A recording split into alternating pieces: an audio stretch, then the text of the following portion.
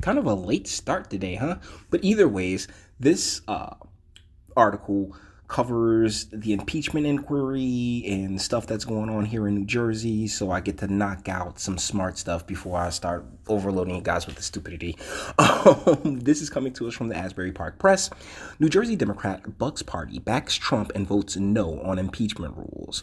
Written by Terrence McDonald. Thank you. Okay, seriously. This has gotten really out of hand when it comes to the Democratic Party's just fervor, their Trump derangement syndrome. It's just gotten out of control. And the main reason I wanted to speak on this is because the guy who did it is Jeff Van Drew. And what a lot of these progressive groups decided that they wanted to do afterwards was encourage the Democratic Party to not back him anymore, to not financially rock with him anymore because he voted no on impeachment, which is bullying for the most part. They're trying to bully this man into thinking the way that they want him to think. But let's go. Support for impeachment in moving Donald Trump is at an all-time high in new CNN poll. Oh my God, see? A CNN poll, of course, is going to be high on a CNN poll. Everybody, all the cards are on the table when it comes to the media. Trust me, APP is insanely left, okay? But it is what it is. And as you guys can probably see at the bottom right there, I have one free article left. I'm not buying this crap, though. U.S. Rep. Jeff Van Drew, a South Jersey Democrat who grabbed the seat away from the GOP in 2018 and may face a tough re-election campaign next year, voted no Thursday on a House resolution that formalized an impeachment inquiry into President Donald Trump. Van Drew's opposition to the inquiry puts him at odds with nearly all House Democrats and with his Democratic New Jersey colleagues like Rep. Mikey Sherrill and Rep. Josh Gottheimer, who also represents districts Trump won in 2016. Pay attention, guys. Van Drew has said he thinks impeachment will not succeed because Trump is unlikely to be convicted by the Republican-led Senate over his attempts to have Ukraine investigate former Vice President Joe Biden, the Democratic frontrunner to challenge Trump in 2020. It's all pointless. It really is. The man's going to get reelected rather easily. I know that they try to play this, oh my goodness, anything can happen game. Not in this situation. Not in this situation. In a statement Van Drew released after the vote, he said the inquiry will further divide the country, and I couldn't agree more. It's like finger cuffs, the more that the Dems are trying to fight the Trump thing, the more they're locking themselves into place, as opposed to putting forward policies or running on anything other than orange man bad. They're just, oh, well, who they going to trot out there? Because with the Ukrainian thing, they've opened Biden up because I've read those transcripts. There was nothing salacious in them. If you want to interpret it, go ahead, knock yourself out. But if you want to take your personal bias into it, cool. But as far as what's overtly said to be quid pro quo does not exist.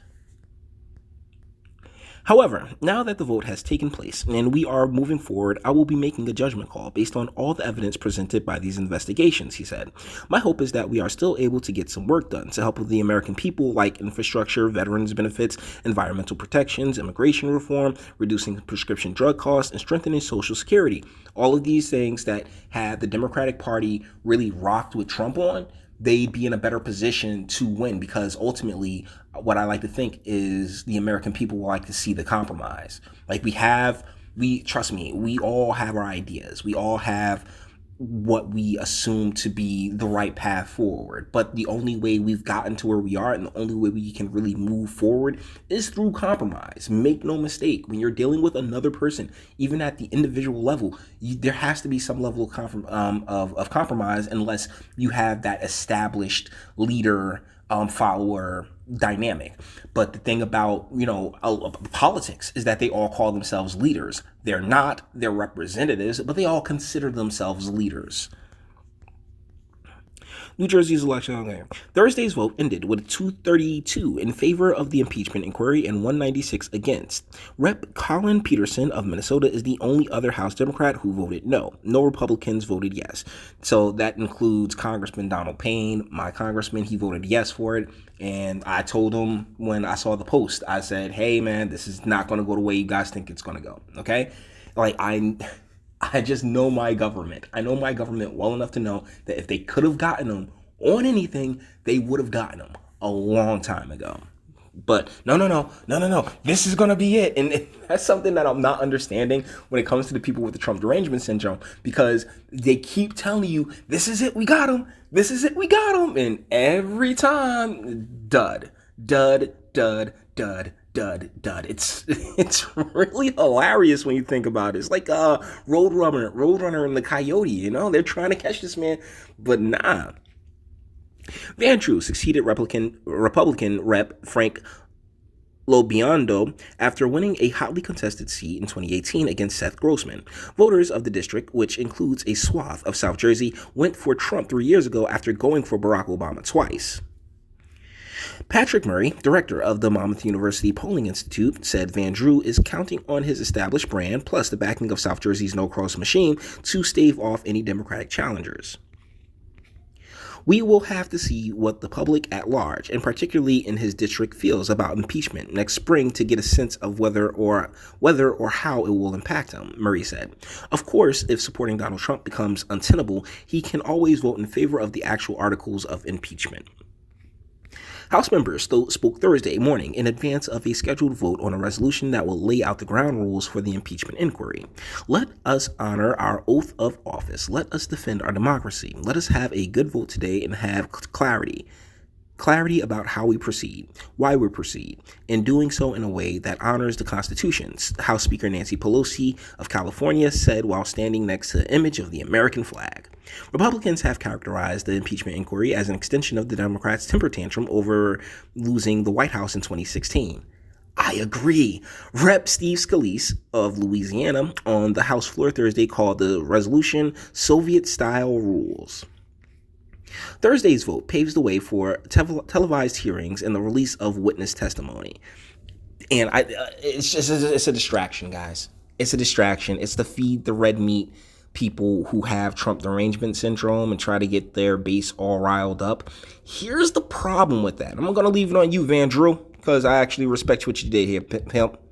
Kind of reminds me of Robert Patrick. But either ways, this is nothing more than a dog and pony show. They're going to sit there, trot people out and say, oh, look at the great job that we're doing and stuff like that. But what they failed to realize is that, Trump's popularity has only gotten better. As the economy has gotten better, his popularity has gotten better. And so he already has an incumbent advantage. And as somebody who's run against incumbents, I got to say, man, like people are trained in a lot of ways to vote that line. So when you got the top of the ticket, that's why it's such a valuable thing in politics to have. So, like I said, this gave me an opportunity to talk about the impeachment inquiry because it's just ridiculous, and also give some props to my man Jeff Van Drew here, because this is the sensible way to go about it, because really you're not going to be able to get it through the Republican Senate. I mean, it's ultimately pointless, but that's the thing about the party right now, about the Democratic Party right now. It's all about smoke and mirrors. It's all about, we'll put on this great show for you, but literally nothing of substance gets done or gets handled. And that's the saddest part, because instead of actually working towards getting something of substance done for the American people, it's just the same old, oh my goodness, Orange Man bad. So with that being said, we're going to bring this one to an end. All the internet stuff. If you liked it, toss a like. Dislike, go ahead and do that too. Nobody's scared of you. Sub if you enjoy my fantastic voice and you want to give videos like this every single day. Share, because sharing is caring. And YouTube and BitChute and the like aren't the biggest fans of me, but it's okay. I ain't worried about them because I got you. And speak. Let me know, what do you think in the comments? I mean, the Trump derangement has completely gone off the Beelzebub. There is no...